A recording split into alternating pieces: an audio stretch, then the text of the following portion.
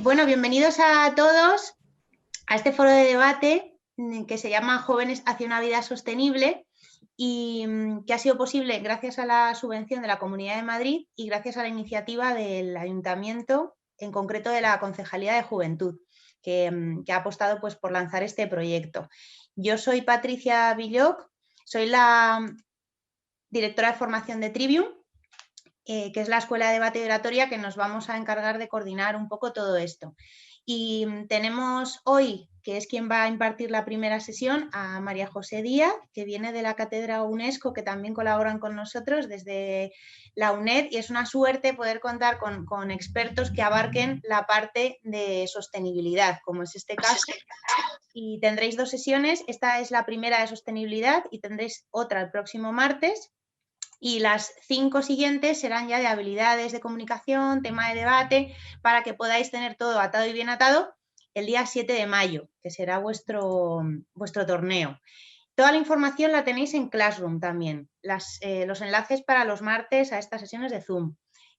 Todo lo que mencionemos en estas sesiones también. Para los que no podáis acceder a estas sesiones porque tenéis clase, porque os coincide con otra cosa, porque ese día no podéis, por lo que sea, las vais a tener también colgadas, ¿vale? O sea, que no os preocupéis porque algunos de vosotros ya nos habéis consultado esto por mail. Y por último, todas las dudas que os surjan sobre el torneo, las grandes dudas, pues nos gustaría que los profesores que están con cada uno de vuestros equipos las recopilen y nos las manden al mail.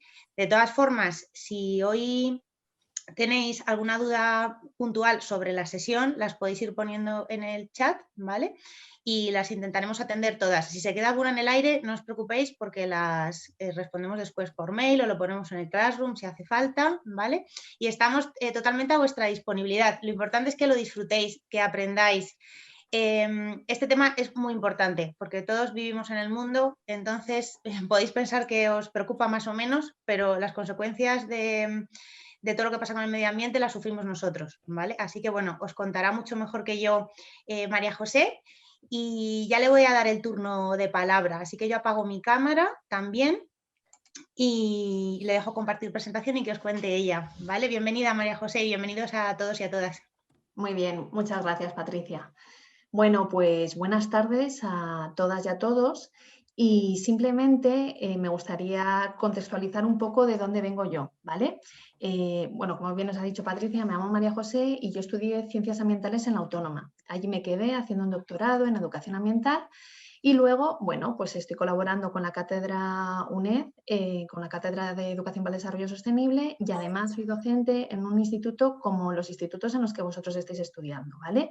Yo pertenezco al Departamento de Biología y Geología. Entonces, muchas anécdotas que os contaré hoy, pues muchas están relacionadas con mi actividad diaria, ¿no? Que es ser profesora como cualquiera de los docentes que tenéis vosotros en vuestros centros.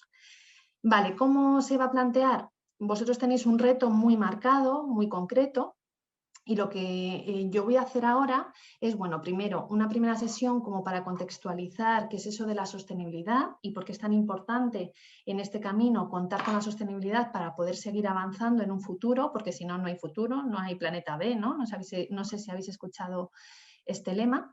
Y luego ya, la próxima sesión, ya me centraré más en aspectos concretos, es decir, los impactos socioambientales del uso y el consumo de las nuevas tecnologías, ¿vale? Pero hoy va a ser una sesión como más general, que sí que me parece interesante y estaré relacionándolo constantemente con las nuevas tecnologías, pero que realmente donde nos vamos a poner a ver cuáles son los impactos más concretos y más importantes a nivel global de las nuevas tecnologías va a ser en la siguiente sesión, ¿vale? Si tenéis alguna duda, sí que os voy a pedir que lo vayáis escribiendo en el chat. Yo estaré más o menos pendiente, Patricia también, y bueno, y simplemente las iremos contestando cuando tengamos un momento o cuando vea que es más oportuno, ¿vale?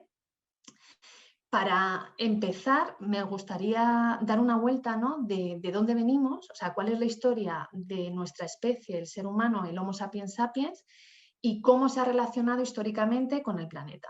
Y entonces vamos a ver que en esta evolución los últimos 2 siglos son cruciales para entender a qué retos nos enfrentamos en el futuro. Cuando me remonto a la historia de nuestra especie, me remonto muy atrás. Es decir, vamos a ver cómo el ser humano se ha ido relacionando con su entorno a lo largo de el inicio de nuestras poblaciones. ¿Cómo empezábamos? Pues todos vosotros lo conocéis, lo habéis dado varias veces en las asignaturas de geografía e historia. Pues esos primeros pobladores del planeta eran sociedades cazadoras-recolectoras. Se relacionaban con su medio sin transformarlo demasiado, es decir, se alimentaban de aquellas bayas, aquellos frutos que podían recoger, de vez en cuando complementaban su dieta con piezas de caza, pero cuando en un entorno dejaban de existir este tipo de recursos, lo que hacían era migrar, eran nómadas, no tenían una apropiación del espacio.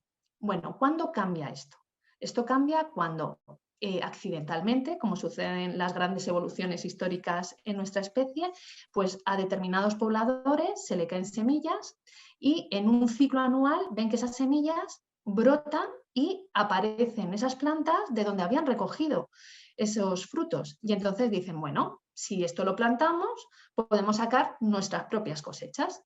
Y esto va a cambiar radicalmente la relación de ese Homo sapiens sapiens con su entorno. ¿Por qué? Porque lo primero que hacen es fijarse en el territorio. Se apropian de ese territorio. ¿Eso qué va a significar? Bueno, pues que van a poder decidir sobre cómo gestionar ese territorio. Y eso es muy importante porque empiezan a haber alteraciones.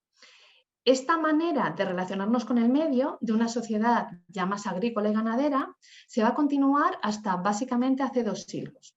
¿Se van a producir impactos en estos medios? Sí. Habéis dado, estoy segura, en las clases de historia, si no todos, muchos y muchas de vosotras, por ejemplo, las desamortizaciones. ¿Qué era una desamortización? Vender por separado la tierra de los recursos que tenía encima, ¿no? Pues eso es una alteración de ese territorio muy grande porque se producían grandes talas de árboles. Cambiaba radicalmente el ecosistema. Pero también es verdad que esos ecosistemas en un plazo de 50 a 100 años se volvían a regenerar si los dejábamos tranquilos. Es decir, eran impactos de una intensidad moderada. Cuando todo continúa, bueno, se produce otro salto cuantitativamente importante con la siguiente sociedad, la sociedad industrial. Todos vosotros habéis dado la revolución industrial, la aparición de las máquinas y las fábricas, ¿y qué va a suponer en la relación del ser humano con su entorno? Bueno, que los procesos productivos son mucho más rápidos. Antes, para fabricar una mesa, necesitábamos que un artesano o una artesana, ebanista, tomase varios troncos, elaborase su mesa y podía tardar perfectamente un mes en realizar una mesa relativamente sencilla. En un proceso industrial esto puede tardar cuestión de minutos o de horas. ¿Qué es lo que ocurre? Que estas fábricas van a necesitar muchos recursos. ¿Para qué? Para abastecer esas cadenas de producción. Y a la vez van a producir muchos residuos, ¿vale? Es importante que esto va a tener un gran impacto alrededor de esas fábricas y en todo aquel territorio que va a suministrar recursos a esas fábricas y va a absorber sus residuos, pero también va a tener una serie de aspectos para nuestra sociedad positivos. ¿Por qué? Pues porque antes esa mesa realizada por un ebanista solamente se lo podía permitir la sociedad aristocrática o bien la sociedad burguesa que disponía de medios. Es decir, aquellos comerciantes y aquellos nobles que tenían medios suficientes para permitirse un artículo que podría ser considerado de lujo. Sin embargo, cuando se producen estos procesos industriales, lo que vamos a tener es que bajan mucho el precio de las cosas y son más asequibles para una mayor proporción de población. Esto hace que las personas puedan consumir más bienes y en cierta medida mejora su calidad de vida, ¿vale? Lo que también va a suponer un aumento de la población, un aumento exponencial que desde que se inicia la revolución industrial no ha continuado de crecer, ¿vale? Y ahora esto cambia radicalmente con otro último o penúltimo escalón que es la sociedad globalizada. Y me he permitido aquí el detalle de subrayar revolución tecnológica. La sociedad globalizada, realmente entendida como la conocemos, aparece hace 30, 40 años, no más. ¿Cuándo aparece? Bueno, hay 2 grandes avances. Un primer avance es la aparición de Internet. Esto va a hacer que se produzca una revolución tecnológica que nos pone en contacto a todas las partes del mundo.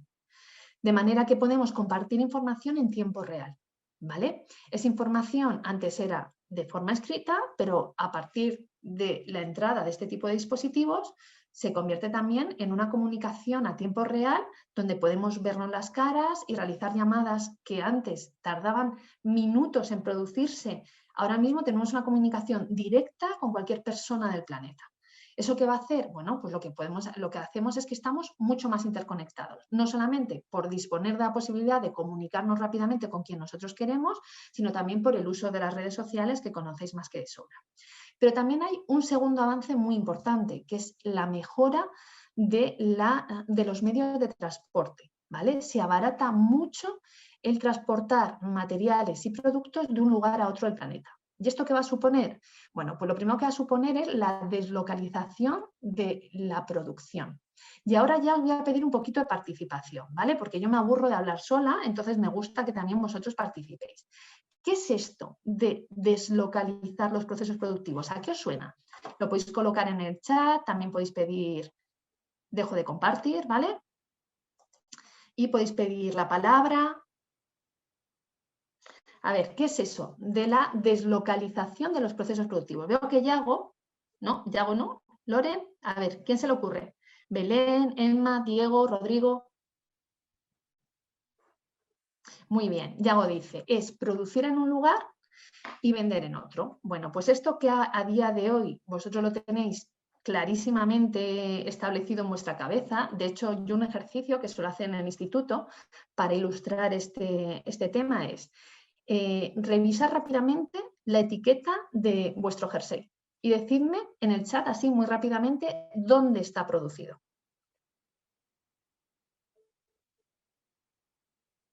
Daniel dice que en China. Dani dice que en China. Lo habéis mirado muy rápido. Volvedlo a mirar.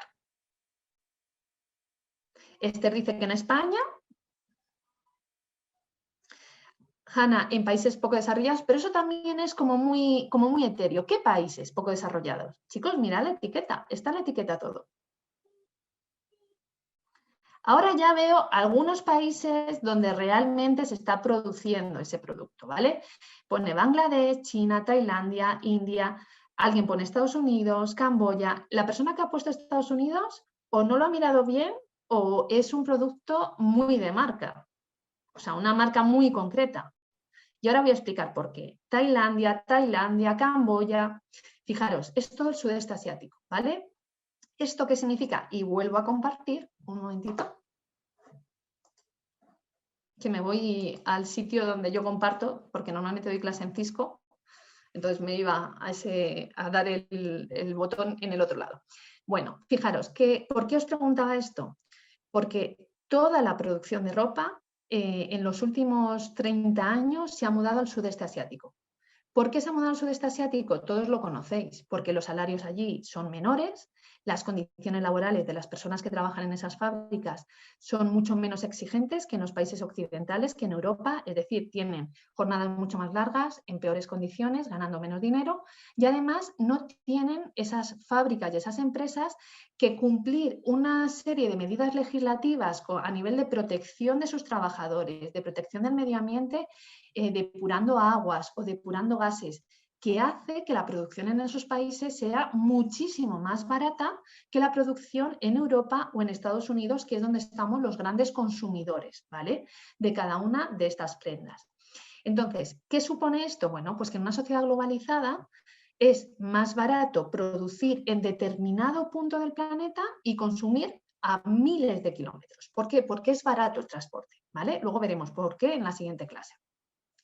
Y también se produce otro fenómeno que es la desmaterialización de la economía. Y aquí vuelvo a preguntar. Esta pregunta es un poquito más truculenta, ¿vale? ¿Qué significa eso de desmaterializar la economía? Tal vez las personas que han estudiado en cuarto, en primero o en segundo de bachillerato de economía lo puedan tener un poquito más claro. A ver, vuelvo otra vez a dejar de compartir y me vais contando. ¿Qué es eso de desmaterializar la economía? Venga, Loren, Yago, Marta. A ver, Daniel dice, se empieza a digitalizar el dinero por las tarjetas y las cuentas bancarias. Eso sería la digitalización de la economía, pero no la desmaterialización. Pero bueno, podría ir también en esa línea, pero no es exactamente lo que estoy preguntando. A ver, ¿a alguien se le ocurre? ¿Reducir los tiempos de producción? No, no va por ahí. Venga, una última persona y a ver si acertamos y si no lo explico yo. ¿Nadie se anima? Bueno, pues os lo explico yo. Que se da menos importancia a los materiales, pues por ahí va a ir la historia. Fijaros. Mirad. Esto es un lápiz, ¿vale? Tradicionalmente, a ver un minuto, voy a abrir aquí el chat también. A ver, comenta David, que el valor del dinero no viene dado por los productos que se pueden adquirir a cambio de este. Efectivamente, pero más que el valor del dinero, el valor del producto. Mirad, esto es un lápiz. Yo tradicionalmente le he puesto un precio en función de lo que me costaba producirlo y luego le sumaba el beneficio que quería yo ganar, ¿verdad? Pero al final tú tienes un producto y lo vendes por ese coste más el beneficio. Hasta aquí yo creo que no hay lugar a dudas. Eso es la economía materializada, como ha funcionado toda la vida. ¿Qué es lo que ocurre cuando de repente se plantea una estructura a macro nivel, ¿vale? Que es lo que llamamos la macroeconomía, que funciona con las bolsas? ¿Qué es la bolsa? En la bolsa cotizan empresas. Que una empresa que un día está aquí, de repente al día siguiente está aquí abajo. Y vale, si al principio valía 1000, al día siguiente vale 500. ¿Por qué vale 500? ¿Por qué ha bajado a la mitad de su valor? ¿Alguien lo sabe? A ver, ¿por qué pensáis que una empresa de un día para otro se hunde? Se hunde. O bien al contrario, de repente de un día para otro, si empieza valiendo 100, termina valiendo 200. Daniel dice, por la compraventa de sus acciones. Pero todo el mundo está de acuerdo, imaginaros, ¿no? Que estamos hablando de una empresa como puede ser Samsung, que tiene, imaginaos que tiene 100 fábricas, con 100.000 trabajadores, con una capacidad de negocio muy concreta, que esa capacidad de negocio es igual al día de hoy que al día de mañana, pero de un día para otro, de repente cambia su valor. Eso es la desmaterialización de la economía. En un momento dado, ¿qué es lo que ocurre? Que en ese nivel macroeconómico lo que tenemos son personas que son aquellos inversores que van a especular sobre cuánto vale esa empresa, no lo que vale en realidad. Es decir, no lo que valen a nivel microeconómico, cuánto valen sus fábricas o qué costes tienen, no. Es lo que ellos piensan que va a valer en un futuro. Entonces, vuelvo a mi ejemplo del lápiz. Si este lápiz vale 1 euro porque me cuesta producirlo 90 céntimos y yo le quiero sacar un beneficio de 10 céntimos, imaginaros que no hay en el mercado y que de repente todo el mundo necesita lápices. ¿Qué es lo que yo hago? Especular. Y digo, uy, como se van a agotar los lápices, aunque todavía no se han agotado, yo digo que esto vale más de lo que en un momento dado pensaba que valía. Y entonces empiezo a especular. O, por ejemplo, todo lo contrario, si yo digo, uy, pero si ya nadie va a utilizar lápices. Yo si en un momento un broker y digo, esto, y fatal, si ya la gente no utiliza lápices, ahora todo es digital, pues nada, eso no vale nada. Nada, esto fuera. Hay que pasar de comprar acciones de esta empresa. ¿Y qué es lo que ocurre? Que empiezan a bajar y se termina hundiendo esa actividad, ¿vale? Eso es la desmaterialización de la economía. ¿Y cómo influye esto? Bueno, pues porque hay un salto de lo que está sucediendo en la producción y en el consumo a nivel micro con lo que en un momento dado sucede a nivel macro, ¿vale? Y eso es muy importante tenerlo en cuenta porque muchos de los problemas que vamos a ver en un futuro están relacionados con este salto tan abismal que cada vez es más grande entre lo que valen realmente las cosas y lo que la gente especula que puede valer, ¿vale? Bueno, normalmente yo aquí ya termino en la evolución de la relación del ser humano con su entorno. Pero fijaros, os voy a contar una anécdota que me ha pasado hace muy poquito, ¿vale? Yo empecé a dar la asignatura de Cultura Científica, donde hablo con mis alumnos de estas cosas, hace 4 años. Y hace 4 años, cuando en un momento dado preparaba la presentación, pensaba, pues mira, lo de sociedad globalizada, me parece que aquí está bien, estamos en este punto. Pero ya en los últimos 2 años ya digo, uy, yo creo que voy a tener que meter una nueva sociedad. Lo que pasa es que no sé muy bien cómo llamarla, pero os voy a contar en qué consiste. En los últimos años, pocas empresas que son grandes fondos de inversión, han empezado a comprar una gran cantidad de procesos productivos, de empresas de determinados procesos productivos. De manera que gran cantidad de fábricas y servicios nos los suministran muy pocas empresas. Son como grandes lobbies, grandes grupos de inversión que están comprando casi todos los procesos productivos que hay, ¿vale? ¿Qué ocurre aquí? Bueno, porque como estas personas tienen sedes en casi todos los países del planeta, esas empresas, esos grandes fondos de inversión están empezando a tener un poder sobre la economía global desorbitado. Y esto empieza a preocupar a los economistas, a los analistas. ¿Por qué? Porque dicen, oye, cuidado, que a día de hoy determinados grupos de inversión empiezan a tener más poder que determinados gobiernos. Y a los gobiernos los votamos todos, pero a los grupos de inversión no. Entonces, la sociedad está cambiando. ¿Hacia dónde? No sabemos. Pero también, fijaros, ¿qué ha pasado en los últimos 2 meses? Que de repente el otro día, cuando revisaba esta diapositiva, pensaba, ¡jo, qué rápido ocurren las cosas en este último año! ¿Qué ha pasado con la bolsa en los últimos meses? A ver, comenta Daniel, pero se supone que es ilegal. ¿Es ilegal el qué? Un monopolio no es monopolio. Si tú tienes una empresa, imagínate, ¿vale? Que una empresa que te suministra recursos energéticos, por ejemplo, que compra Repsol, un gran fondo de inversión, compra Repsol por un lado, compra por otro lado a FCC, que es una empresa de construcción, compra por otro lado a Mercadona, compra por otro lado, son fondos de inversión que compran muchas actividades diferentes, pero todo pertenece a lo mismo. Cuidado, que si te pones a pensar, la mayoría de nuestras actividades económicas al final dependen de pocas empresas y esas empresas no están solamente en un país, sino que tienen exactamente el mismo peso en muchos países. Al final, esas empresas empiezan a tener un poder político que tal vez puede convertirse en un lobby muy importante por su poder político y económico, cuando nosotros no hemos votado a esos fondos de inversión para que realicen políticas. No sé si me estáis entendiendo. A ver, Dani comenta, sí, pero si una empresa se convierte en un monopolio, la sociedad la obliga a vender acciones, sea como sea, para que se reparta ese dinero. Eso es cuando una empresa, a ver, un monopolio es cuando una empresa compra toda la actividad de un solo sector. Pero lo que están haciendo estos fondos de inversiones, diversifican mucho los procesos productivos que están comprando, pero al final son pocas empresas, ¿vale? ¿Comprendéis esto? Y si nadie quiere comprar estas acciones, acaba bajando mucho el precio de las mismas y con ella el dinero de la empresa. Es lo que os estoy diciendo. Lo que está ocurriendo es que pocos fondos de inversión están comprando muchos procesos productivos diferentes, pero arriba del todo lo que tenemos son los mismos consejos de administración de entre 5 y 10 grupos empresariales. Esto a nivel global, o sea, no son 10 grupos que están solo actuando en España, están actuando a nivel internacional. ¿Hacia dónde vamos? No lo sé.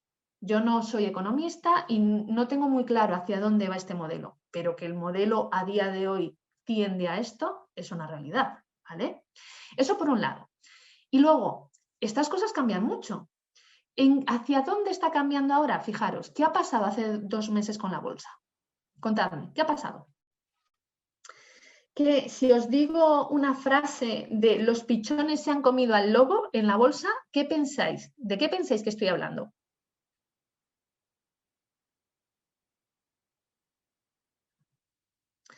Hanna dice, la economía ha bajado. No, es algo como muy puntual que sucedió básicamente hace un mes. Efectivamente, Daniel, explícalo un poquito más. El incidente de GameStop, efectivamente, lo que ocurrió es lo siguiente. A ver, ya os he dicho que la bolsa funciona con la especulación. Nosotros tenemos unos brokers que en función de una serie de tendencias analizan si una empresa va a ir a mejor o va a ir a peor, ¿vale? Y entonces, ¿qué es lo que ocurrió? Bueno, pues que decidieron esos brokers, esa bolsa, que había una empresa que era GameStop, que no tenía o sea, que cada vez tenía menor valor y digamos que no invertían por ella y todo lo contrario, ¿no? Desacreditan una actividad empresarial. ¿Qué sucedió? Que hubo una autoorganización de pequeños inversores que a través de Reddit lo que hicieron es invertir poquito dinero, pero mucha gente en esas acciones. Claro, como la bolsa funciona según la oferta y la demanda, empezó a subir las acciones y reventaron la bolsa.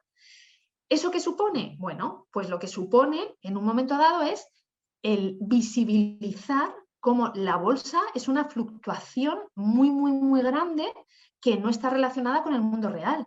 Esto parece una tontería, pero hubo personas y hubo entidades que perdieron miles de millones de euros, ¿vale? Y también al contrario, o sea, también ahí lo que se demuestra es que con la especulación también hay gente que gana mucho dinero. ¿Hacia dónde vamos? No lo sé, pero es verdad que estamos viendo que en una sociedad globalizada los cambios se producen muy rápido.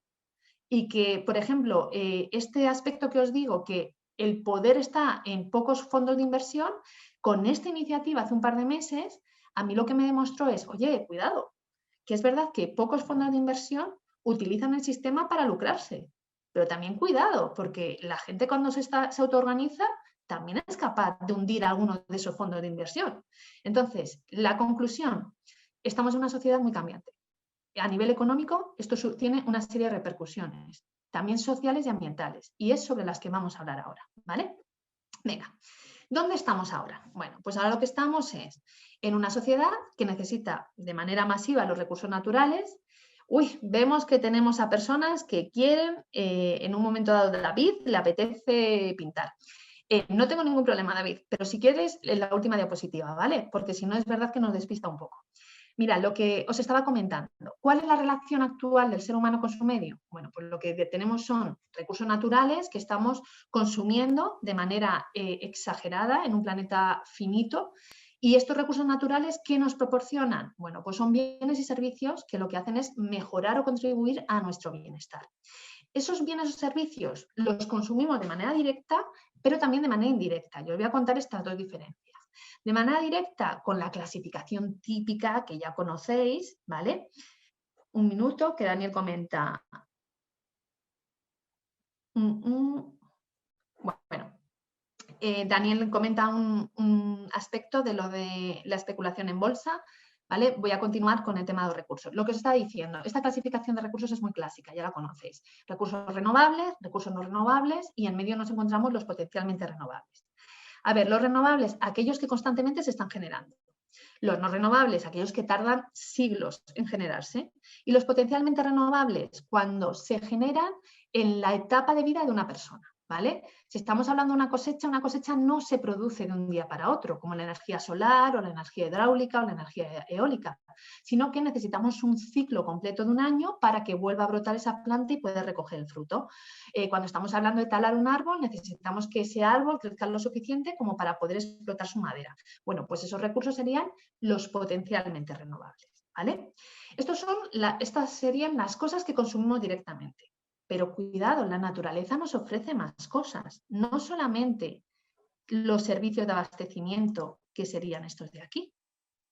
Los alimentos, la madera, los medicamentos, la energía, las fibras. No, estos serían esos recursos renovables, potencialmente renovables o no renovables que nos ofrece la naturaleza, pero es que la naturaleza también nos ofrece otras cosas. Por ejemplo, los servicios de regulación, que el ser humano no es capaz de hacer y que algunas veces intenta reproducir y es muy difícil hacerlo al nivel de calidad que realiza la naturaleza por nosotros. Os voy a poner ejemplos. La polinización de los campos. Es decir, que haya cosechas todos los años. Me encanta porque cuando os pregunto esto, siempre decís, pero eso se puede hacer con microrobots. Lo primero sería muy costoso y lo segundo tampoco tendría un grado de éxito como realizan los polinizadores naturales, como son las abejas u otros insectos. ¿Vale? Entonces, ¿que podemos intentar reproducir ese servicio que la naturaleza nos ofrece?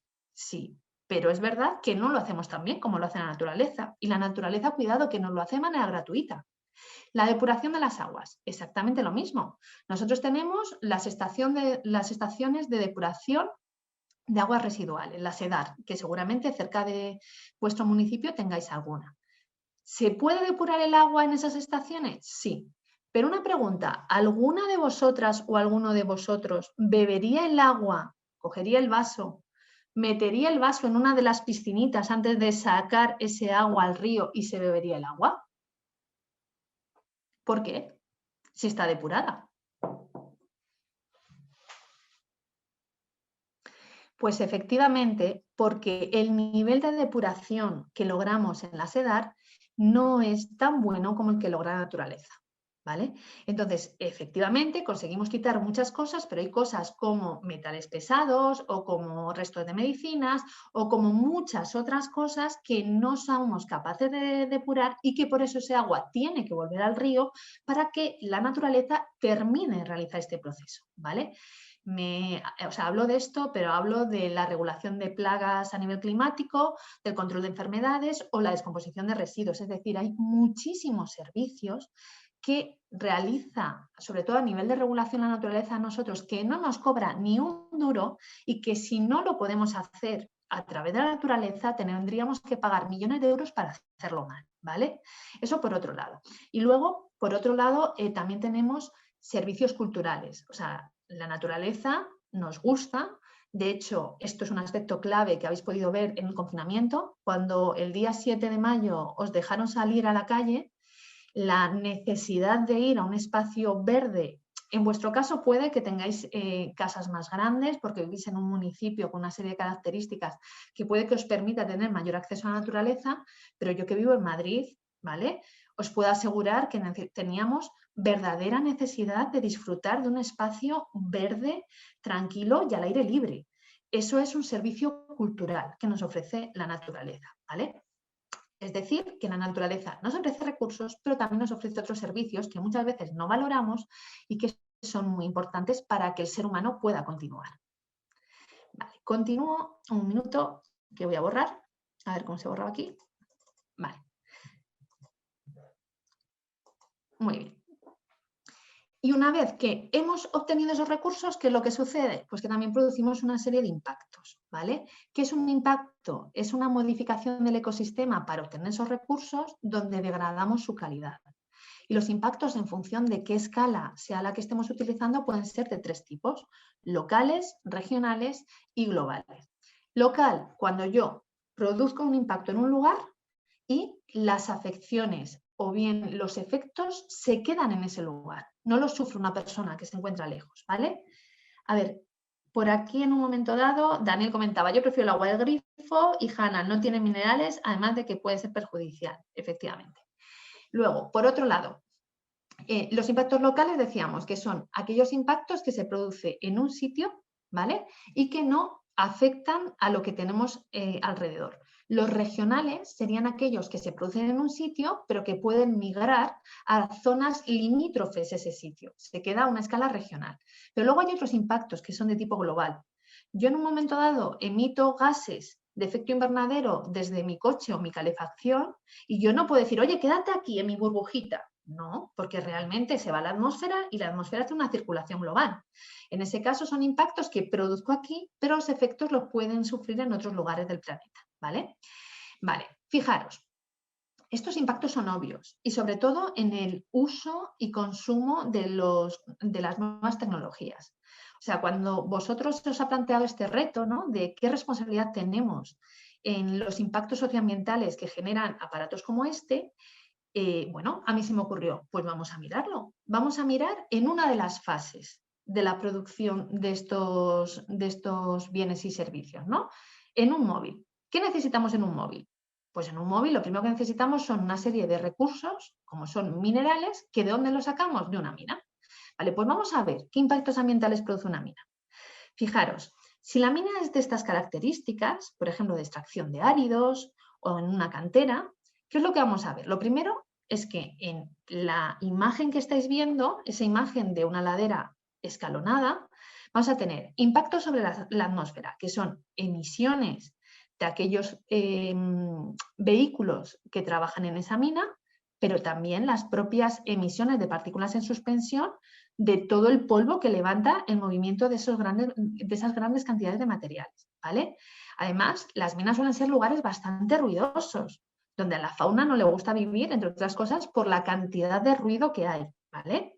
Luego, sobre el relieve, fijaros cómo está el relieve, completamente comido en escalones donde no se respeta ni su inclinación y el impacto paisajístico, que también lo tenemos aquí, es claro. O sea, si ahí antes había un bosque, ahora lo que hay es un agujero en la montaña, ¿vale?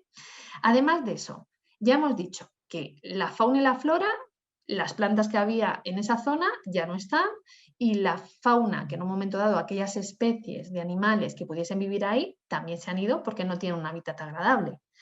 Impacto sobre la hidrosfera. ¿Cómo pensáis? Fijaros, ahí en el medio de la cantera tenemos un pequeño lago. ¿Pensáis que ese lago tiene agua que tal vez necesita algún tipo de tratamiento? Si es así, ¿por qué? ¿Por qué pensáis que necesita un tipo de tratamiento? Rodrigo tiene claro que sí. ¿Por qué, Rodrigo?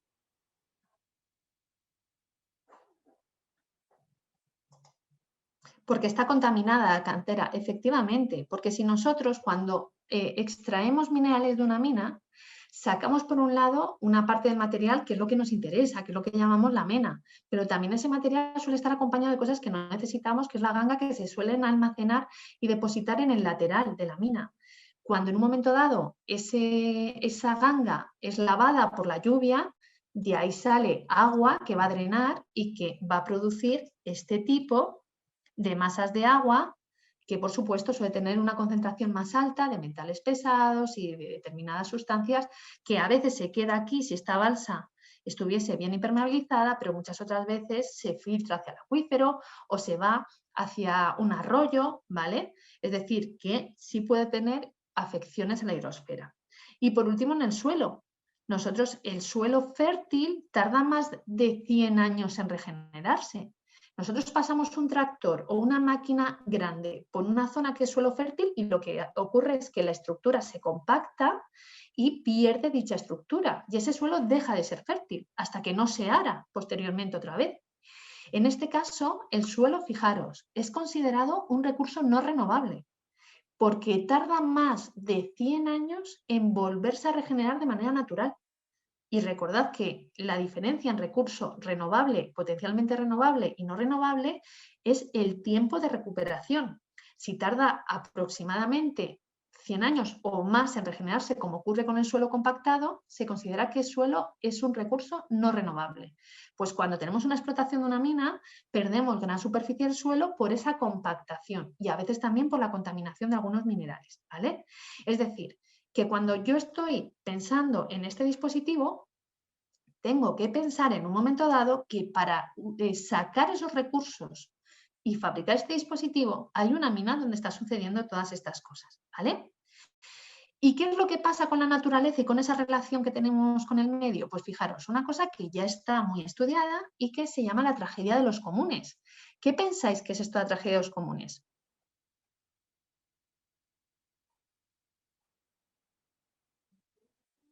A ver, ¿qué se os ocurre? Fijaros, esto ocurre también en cualquier lugar público, en el banco de un parque, en los baños del instituto, en los baños de un centro de salud,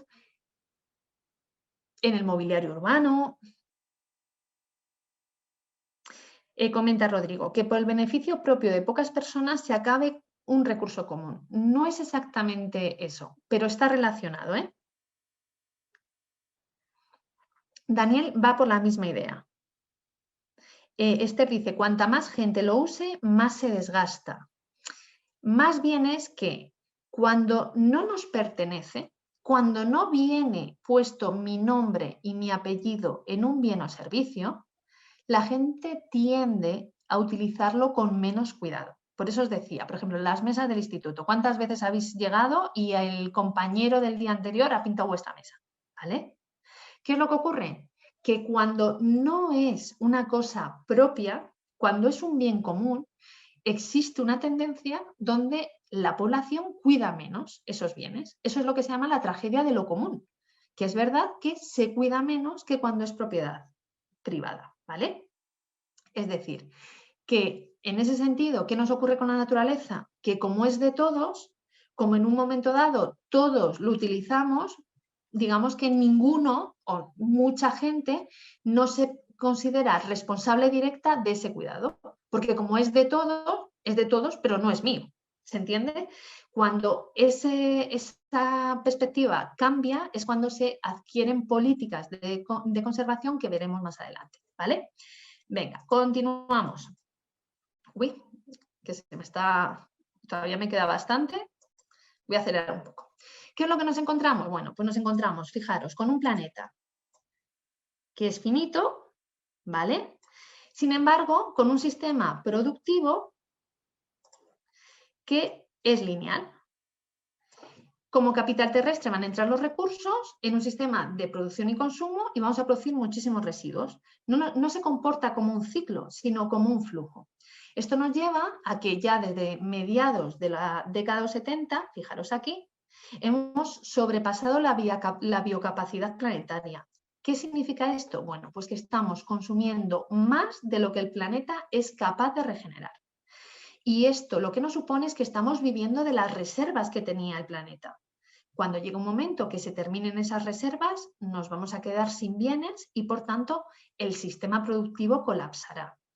¿Qué es lo que vamos a intentar? Bueno, pues que esa situación no llegue, pero tampoco os voy a engañar, nos encontramos en una crisis planetaria, ya a escala global, ¿vale? Entonces, ¿sobre qué estamos trabajando? Estamos trabajando para que no llegue ese momento de tensión tan intensa que no consigamos sobrevivir, pero vamos, la idea es que consigamos avanzar antes. Importante, no todos los impactos son ambientales, también hay otros impactos sociales y económicos, y aquí os planteo dos conceptos, el concepto de deuda externa y el concepto de deuda ecológica. Me voy primero a la deuda externa. ¿Quién de vosotros sabe lo que es la deuda externa de un país?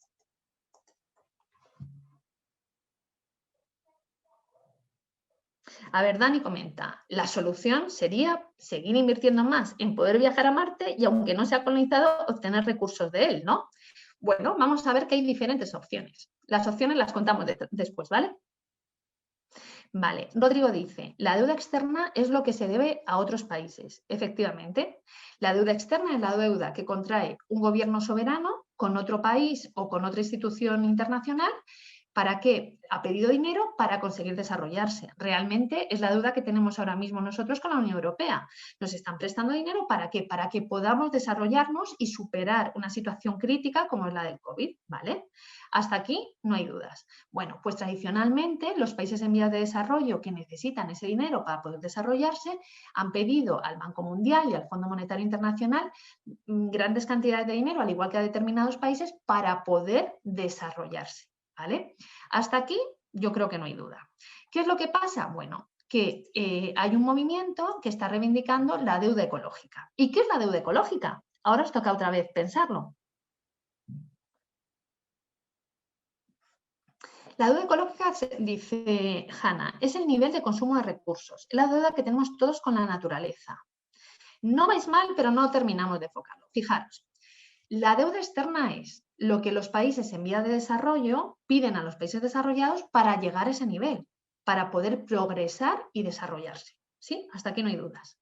Bueno, pues ahora se reivindica la deuda ecológica. Hay organizaciones y personas que apostamos por reconocer este tipo de deuda. ¿En qué consiste? A ver, nosotros estamos yendo a países en vías de desarrollo a sacar esos recursos que tienen. ¿Para qué? Para consumirlos en los países desarrollados. Bueno, pues si yo le estoy prestando dinero porque en un momento dado necesita desarrollarse, él me está prestando sus recursos y eso lo debería considerar. Eso es la deuda ecológica. La deuda ecológica en un momento dado es la deuda que acumulan los países industrializados con aquellos que están en vías de desarrollo por consumir sus recursos y por mandarles muchas veces nuestros residuos, ¿vale? Esa es la idea. Y no ignorarla, sino considerarla, ponderarla y ver hasta qué punto la deuda externa compensa o no compensa la deuda ecológica, ¿vale? Es decir, poner en valor esa privación de recursos que tienen los países en vía de desarrollo porque nosotros se los explotamos, ¿vale? Y luego además que están asumiendo gran parte de nuestros residuos, como veremos con los residuos electrónicos, ¿vale? Eso sería la deuda ecológica frente a la deuda externa.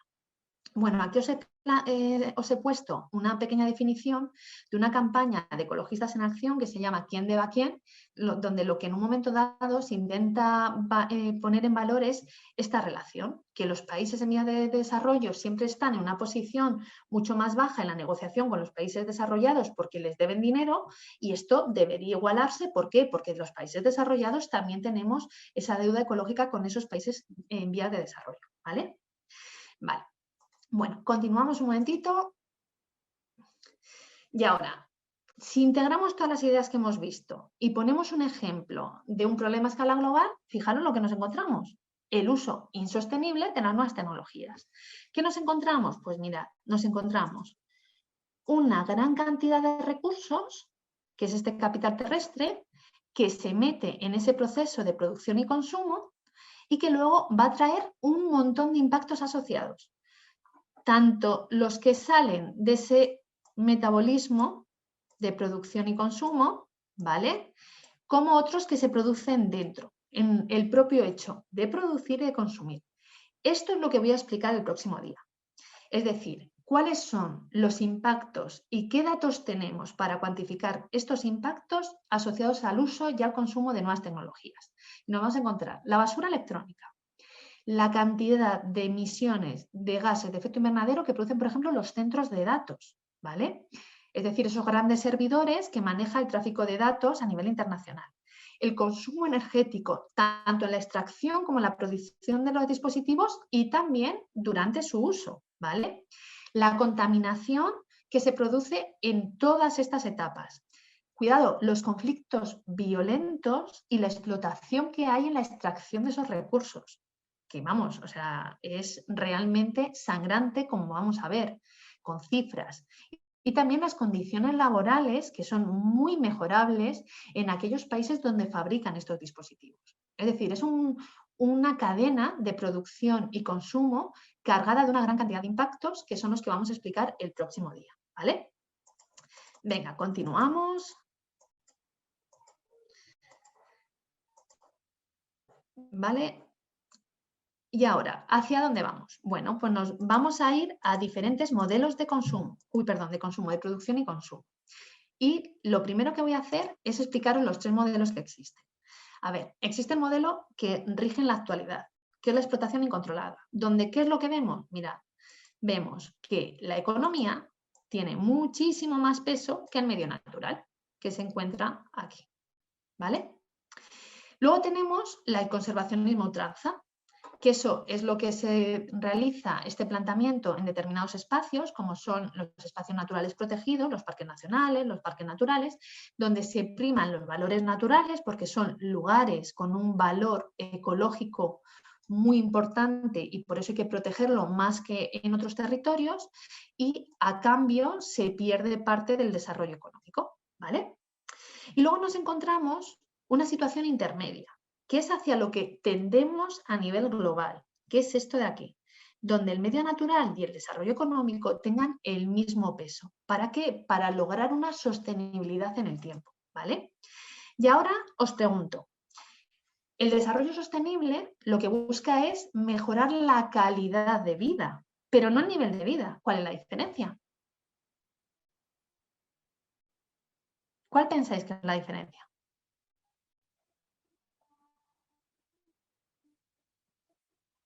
Nadie sabe lo que es la diferencia entre calidad de vida y nivel de vida. Calidad de los productos que utilizamos. Bueno, nivel de vida es la esperanza de vida. Al revés. Mirad, calidad de vida es tener unas buenas condiciones para desarrollar la vida, que es lo que en un momento dado Rodrigo comenta que mejoraría la esperanza de vida. Nivel de vida es simplemente la cantidad de dinero que disponemos para tener más bienes y servicios. No está relacionado. Yo puedo tener un Lamborghini en Venecia, pero ya os digo que en 10 años, si Venecia se hunde debajo de las aguas por el cambio climático, me como el Lamborghini, no lo voy a poder utilizar. Eso es, tendré un elevado nivel de vida, pero una calidad de vida muy mejorable porque mi ciudad se ha inundado. ¿Se entiende? ¿Y es lo mismo crecimiento que desarrollo? Pues tampoco es lo mismo. Cuando en un momento dado nos venden esa idea de aumento del crecimiento, lo que nos están vendiendo es sacar más dinero, sacar más dinero y sacar más dinero, porque me están vendiendo el crecimiento económico. El desarrollo es otra cosa. Cuando nosotros hablamos de desarrollo, hablamos de otras cosas. Es verdad que para poder haber desarrollo tiene que haber un nivel de vida, de una calidad de vida mínima. Es decir, las personas tienen que tener cubiertas sus necesidades básicas. Pero cuando hablamos de desarrollo estamos hablando de educación. Estamos hablando de cultura. No estamos hablando simplemente de tener más, de consumir más, ¿vale? Eso es crecimiento y lo otro es desarrollo, ¿de acuerdo? Son dos conceptos diferentes, igual que nivel de vida y calidad de vida. El desarrollo sostenible, ¿por qué apuesta? Por una buena calidad de vida y por un concepto de desarrollo, de progresar hacia otros estándares que no impliquen obligatoriamente y a todos los niveles el crecer económicamente, ¿vale? Bueno, pues ahora vamos a ver la definición de desarrollo sostenible. Por cierto, la sabéis porque estoy segura que alguna vez la habéis escuchado en clase. A ver, el desarrollo sostenible es satisfacer nuestras necesidades sin poner en peligro o comprometer las necesidades de futuras generaciones. Y fijaros, aquí me parece muy importante poner en valor la Carta de la Tierra, que sería como la Carta de Derechos Humanos, ¿vale? Es la carta magna que dice lo que un ser humano, a las cosas a las que tiene derecho. La Carta de Derechos de los Niños, lo que dice a nivel de Naciones Unidas es a lo que tienen derecho los niños, pues a una educación, a vivir en un entorno sin violencia, a ser cuidados, a ser amados. Bueno, pues la Carta de la Tierra lo que buscaba es un manifiesto firmado por más de 4.000 organizaciones diferentes y lo que buscaba es reconocer los derechos de nuestro planeta, ¿vale? A mí me parece muy interesante este documento porque introduce una serie de ideas sobre la responsabilidad y habla de responsabilidad sincrónica, diacrónica y diferenciada. ¿Por qué he introducido estos conceptos? Fijaros, ¿cuál era nuestro reto? Nuestro reto es ¿qué responsabilidad tenemos como consumidores y usuarios de nuevas tecnologías en el impacto de ese uso y consumo de nuevas tecnologías en el medio ambiente? Bueno, pues vamos a ver que no todas las responsabilidades son iguales. Mirad, la responsabilidad sincrónica es la responsabilidad que nosotros tenemos de que haya equidad con miembros de nuestra misma generación, pero a nivel planetario. Es decir, que todo el mundo tenga cubiertas sus necesidades básicas. No podemos hablar de responsabilidad si no estamos pensando en toda la población mundial, no solamente en yo como persona, mujer, blanca, occidental. O sea, responsabilidad sincrónica es que tenga esa solidaridad con todas las personas del planeta, no con las que son de mi propio grupo social, ¿vale? La responsabilidad diacrónica es la que tengo con futuras generaciones. O sea, es la idea de, cuidado, que yo tengo que explotar el planeta y utilizarlo como si me lo hubiesen dejado prestado, porque no es mío, es de todas las especies. Entonces, tengo que en un momento dado consumirlo considerando que futuras generaciones tienen el mismo derecho que yo a recibir un planeta, al menos en el mismo estado que yo lo he tenido, ¿vale? ¿Se entiende esta idea? Y la última, la responsabilidad diferenciada. Fijaros, no tenemos todo el planeta las mismas responsabilidades. Cuanto mejores condiciones y mayor consumo tenemos, más responsabilidad tenemos de cuidar el medio para que el resto de personas puedan mejorar su estado y aparte de eso puedan en un momento dado consumir lo suficiente para que lleguen a tener un bienestar. Es decir, los que más tenemos más responsabilidad de cuidar el medio que los que menos tienen. O sea, yo no puedo decir a una persona que no consigue llegar a fin de mes, que no consigue alimentar a su familia, que cuide el medio ambiente de la misma manera que lo cuido yo, que tengo todas estas necesidades cubiertas. Lo que tendré que hacer es apoyarle para que cubra esas necesidades. Y cuando hayan cubierto esas necesidades, que se preocupen por el medio ambiente, ¿vale? Pero lo que no podemos hacer es lo que hacen las grandes empresas tecnológicas y las grandes economías mundiales, o sea, las grandes, digamos, los grandes procesos de fabricación, que no solamente no estamos velando por sus intereses, es que lo que a mí me perjudica, en lugar de tenerlo en mi país, lo estoy exportando a otros países para que ellos carguen con esos impactos ambientales. Eso sería la responsabilidad diferenciada, ¿vale?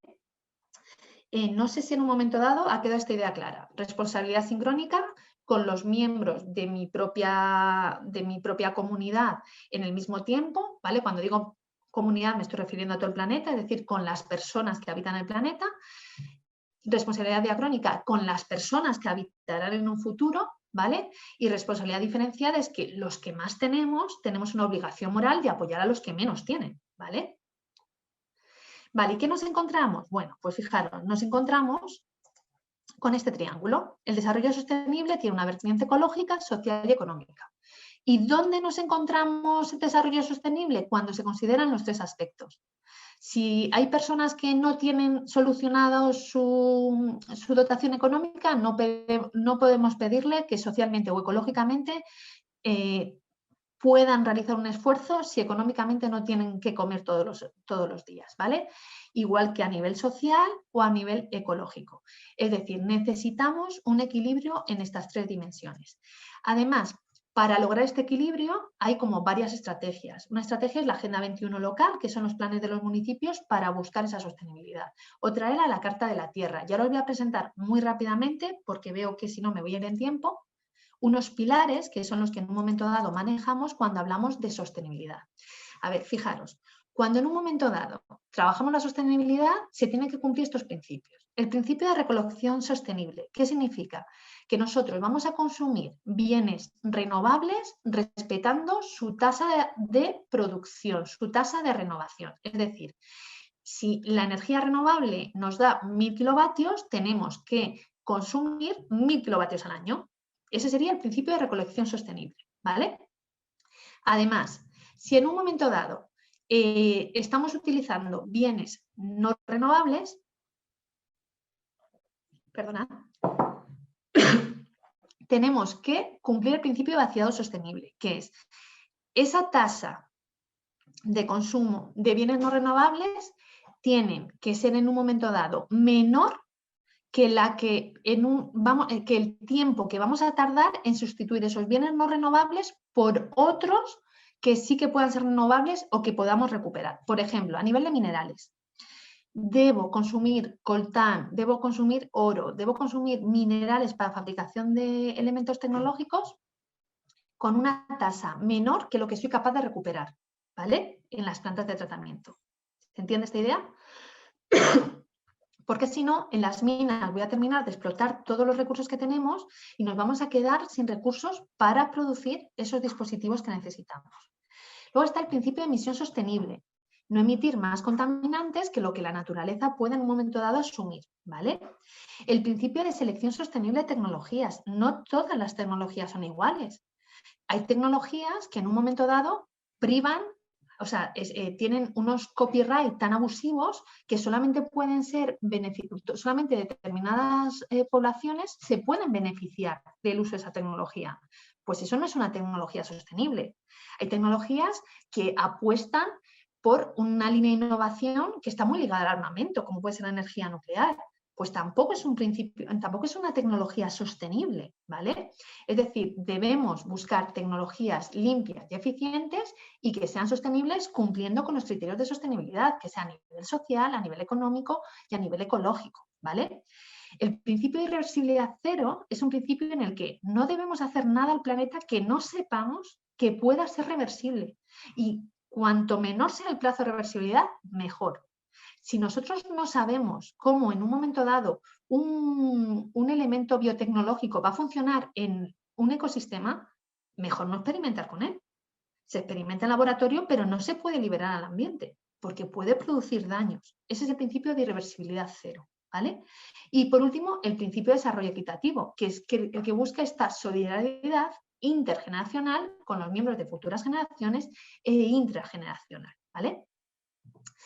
¿Dónde nos encontramos? Y ya dadme 4 minutitos más y os prometo que termino.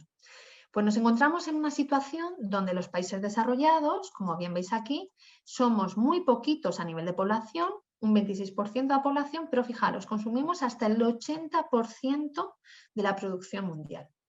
Y los países en vías de desarrollo, que son el 74% de la población, solamente consumen el 20%. Esto es como si tengo a 100 personas y tengo 100 barras de pan. Y 26 personas se comen 80 barras de pan, mientras que las otras 74 viven con 20. ¿Es esto justo? Pues claramente no lo es, ¿vale? Entonces, ¿qué hemos hecho los seres humanos para intentar revertir esta situación? Pues a día de hoy lo que estamos trabajando es con la Agenda 2030 y con los Objetivos de Desarrollo Sostenible que marca esta agenda. en un plazo de 15 años. Esto se aprobó en el año 2016 y para el año 2030 debemos mejorar una serie de indicadores en 17 campos, ¿vale?